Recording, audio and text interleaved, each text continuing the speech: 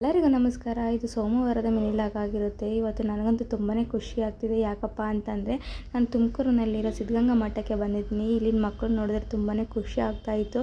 ಯಾಕೆ ಅಂತಂದರೆ ಇಷ್ಟೊಂದು ಜನ ಮಕ್ಕಳನ್ನ ನಾನು ಯಾವತ್ತೂ ಒಟ್ಟಿಗೆ ನೋಡಿರಲಿಲ್ಲ. ಸೊ ಹಂಗಾಗಿ ಇವತ್ತು ಈ ಮಕ್ಕಳನ್ನ ಒಟ್ಟಿಗೆ ನೋಡಿ ತುಂಬ ಅಂದರೆ ತುಂಬಾ ಮಕ್ಕಳಿದ್ದಾರೆ. ಸೊ ಮಕ್ಕಳನ್ನೆಲ್ಲ ನೋಡಿ ತುಂಬಾ ಖುಷಿ ಆಯಿತು. ಅವರೆಲ್ಲ ಊಟ ಮುಗಿಸ್ಕೊಂಡು ಲೈನಾಗಿ ಬರ್ತಾಯಿದ್ರು. ಹಾಗಾಗಿ ನನಗೆ ಮಕ್ಕಳನ್ನ ನೋಡಿ ತುಂಬಾ ಖುಷಿ ಆಯಿತು. ಇನ್ನು ನಾವು ದೇವ್ರ ದರ್ಶನ ಮಾಡ್ಕೊಳ್ಳೋಣ ಅಂತ ಬಂದ್ವಿ. ಇಲ್ಲಿ ತುಂಬ ಯಾರು ಅಷ್ಟು ಜನ ಇರಲಿಲ್ಲ, ಯಾಕಂದರೆ ಸಂಜೆ ಟೈಮ್ ಬಂದಿದ್ದೀವಲ್ವ. ಸೊ ಹಂಗಾಗಿ ಅಷ್ಟೊಂದು ಜನ ಏನು ಇರಲಿಲ್ಲ. ಹಾಗಾಗಿ ನಾವು ದೇವ್ರ ದರ್ಶನ ಮಾಡ್ಕೊಂಡು ಹೋಗೋಣ ಅಂತ ಅಂದ್ಬಿಟ್ಟು ಇಲ್ಲಿ ದೇವಸ್ಥಾನಕ್ಕೆ ಬರ್ತಾಯಿದ್ದೀವಿ. ಇಲ್ಲಿ ಯಾರೂ ಇರಲಿಲ್ಲ, ಅಷ್ಟೊಂದು ಜನ ಇರಲಿಲ್ಲ. ಒಂದಿಬ್ಬರು ಮೂವರು ಮಾತ್ರ ಮೇಲೆ ಹೋಗ್ತಾಯಿದ್ರು. ಇನ್ನು ಅಕ್ಕ ನನ್ನ ಪಾಪನ ಎತ್ಕೊಂಡು ಬರೋಕ್ಕಾಗಲ್ಲ, ಇಲ್ಲೇ ಇರ್ತೀನಿ ಅಂದ್ಲು.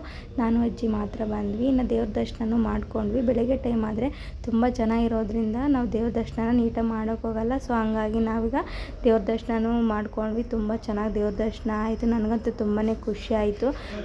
ಆಲ್ಮೋಸ್ಟ್ ಎಲ್ಲ ತುಂಬ ಟೈಮ್ ಆಗಿತ್ತಲ್ವ, ಹಂಗಾಗಿ ದೇವ್ರದ್ದು ಅದೆಲ್ಲ ಹೂವನ್ನೆಲ್ಲ ರಿಮೂವ್ ಮಾಡ್ತಾಯಿದ್ರು ಅವರು.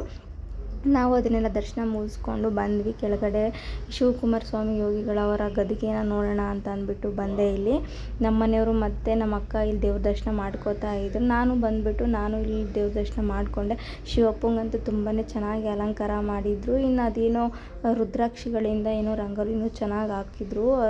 ಥರ ಥರದ ರುದ್ರಾಕ್ಷಿಗಳನ್ನ ಕಲ್ಲರಿಂದ ಮಾಡಿಬಿಟ್ಟು ಅದೇನೋ ಚೆನ್ನಾಗಿ ರಂಗೋಲಿಗಳನ್ನ ಹಾಕಿದ್ರು. ಅದನ್ನೆಲ್ಲ ನೋಡಿ ತುಂಬಾ ಖುಷಿ ಆಯಿತು. ಇನ್ನು ನಾವು ಊಟ ಮಾಡ್ಕೊಂಡು ಹೋಗೋಣ, ಹಂಗೆ ಹೋಗೋದು ಬೇಡ ಅಂತ ಅಂದ್ಬಿಟ್ಟು ಊಟಕ್ಕೆ ಬಂದ್ವಿ. ಇಲ್ಲಿನ ಊಟ ಅಂತೂ ತುಂಬಾ ಚೆನ್ನಾಗಿತ್ತು. ಇವತ್ತಿನ ನಮ್ಮ ಲಾಗ್ ಆಗಿತ್ತು. ಯಾರು ಸಬ್ಸ್ಕ್ರೈಬ್ ಆಗಿಲ್ಲ ದಯವಿಟ್ಟು ಸಬ್ಸ್ಕ್ರೈಬ್ ಆಗಿ ಲೈಕ್ ಮಾಡಿ ಫ್ರೆಂಡ್ಸ್. Thank you, bye.